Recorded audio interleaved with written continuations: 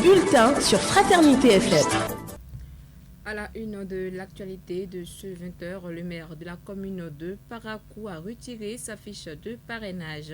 Un acte politique qu'il a accompli avec l'honorable Robert Bihan et bien d'autres élus. Le retrait de ces fiches s'inscrit dans le cadre des préparatifs des élections générales de 2026. La réaction de Innocence Mechabi est à suivre dans ce journal. Pendant ce temps, l'évolution des chantiers du projet asphaltage dans la ville de Parakou pourrait être perturbée.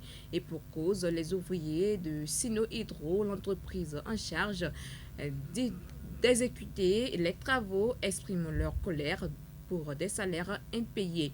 Les motivations de ce mouvement d'humeur à suivre avec le témoignage d'un des ouvriers. À ces informations s'ajouteront des informations africaines et sportives.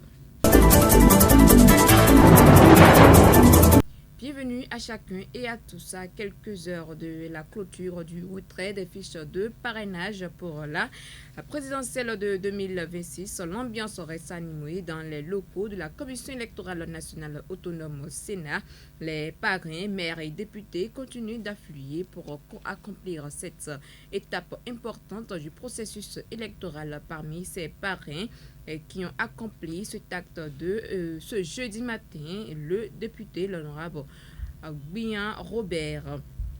Après avoir retiré cette fiche, l'élu parlementaire a salué la bonne organisation qui prévaut à la Sénat. Le député s'est dit satisfait du processus en cours et a affirmé qu'il est désormais prêt à soutenir le candidat de son parti, l'honorable Robert Bihan. C'est avec enthousiasme que je viens de retirer ma fiche de parrainage. Je tiens à féliciter la Sénat pour l'organisation mise en place pour l'obtention de ce papier. La Sénat, vous savez, elle abat tous les jours un travail formidable. On sent que c'est des professionnels qui sont à la Sénat. Donc, c'est pour cela que j'ai d'abord tenu à les remercier. Je viens de retirer ce parrainage qui est un symbole des courageuses réformes de notre gouvernement, réformes naturellement appuyées par l'Assemblée nationale. Ce parrainage nous permettra de parrainer naturellement notre candidat, le candidat de mon parti, le Bloc républicain.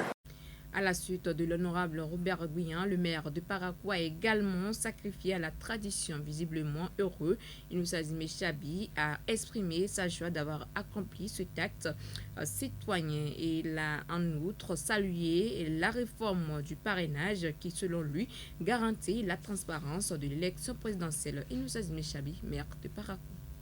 Ma première réaction d'abord c'est une satisfaction.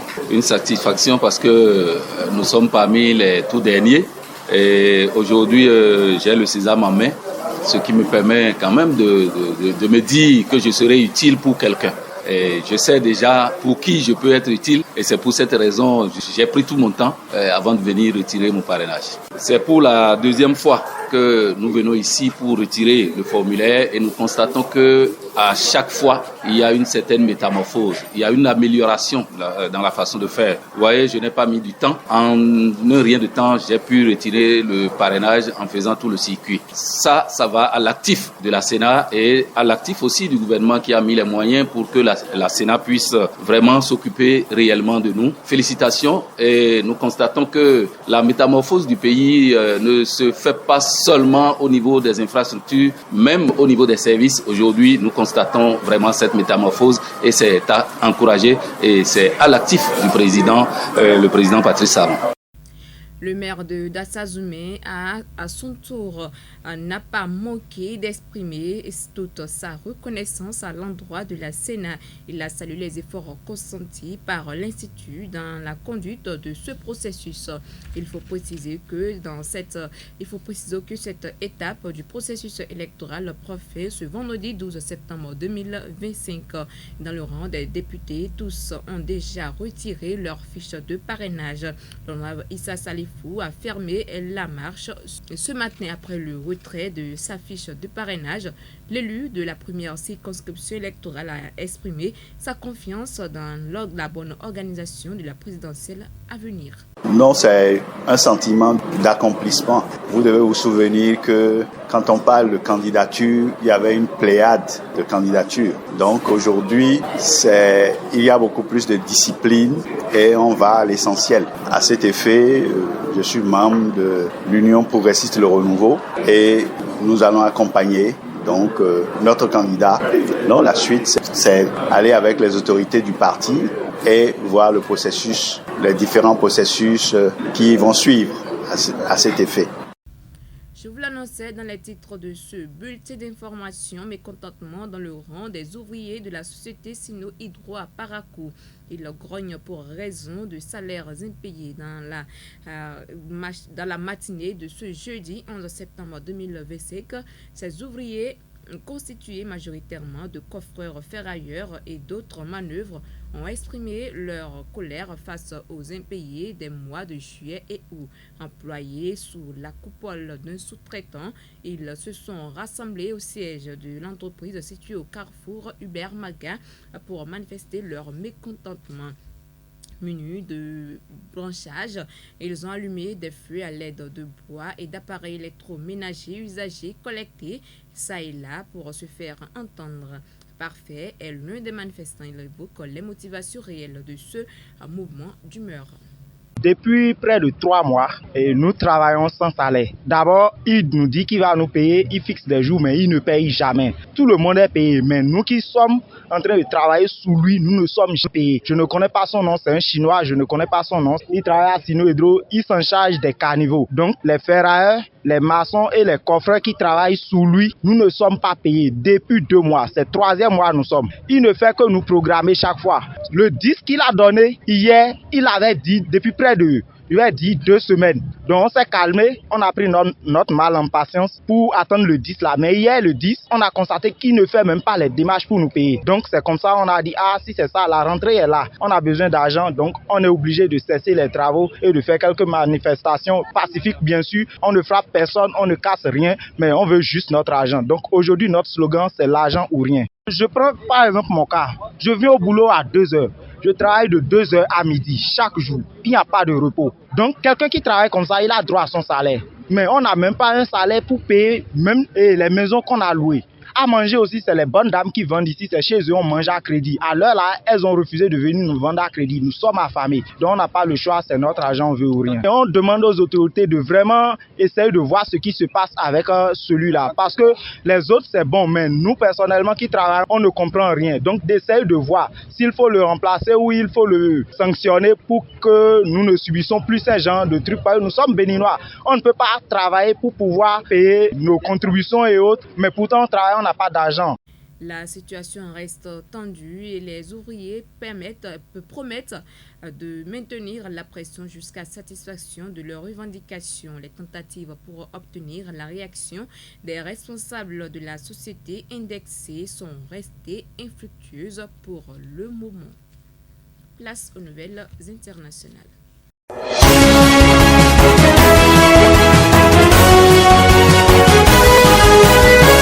Nous démarrons par le Sénégal. Les niveaux de violence basés sur le genre sont jugés alarmants, constate le Centre de recherche pour le développement international du Canada après la compilation de plusieurs études réalisées en 2021 et 2025. Les résultats ont été présentés au cours d'une rencontre de 2 jours qui portait sur la santé reproductive des adolescentes. C'est la violence basée sur le genre la plus fréquente selon une enquête réalisée auprès d'un échantillon de 1332 adolescentes, des taux élevés qui grimpent suivant les régions. Des chercheurs, des groupes de jeunes, des représentants des autorités locales et des ministres de la Santé et de la Justice ont planché ensemble sur une série de recommandations pour mieux lutter contre le phénomène.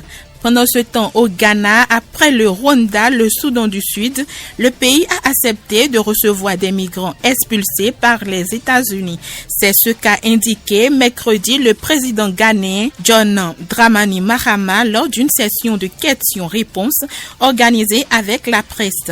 Un accord avec les États-Unis dans lequel le Ghana a posé certaines conditions, comme l'a précisé le chef de l'État dans ses propos, je cite, « Nous avons été approchés enclenché par les États-Unis pour recevoir des ressortissants du pays tiers qui sont en voie d'expulsion des États-Unis. Nous avons conclu avec eux que seuls les ressortissants d'Afrique de l'Ouest seront acceptés étant donné que tous nos camarades ouest-africains n'ont pas besoin de visa pour venir dans notre pays. Fin de citation. L'expulsion de personnes vers des pays tiers dans lesquels elles n'ont souvent jamais vécu est une des mesures phares du président américain Donald Trump contre l'immigration clandestine, avec des centaines d'expulsions déjà réalisées vers le Panama, le Salvador et le Soudan du Sud.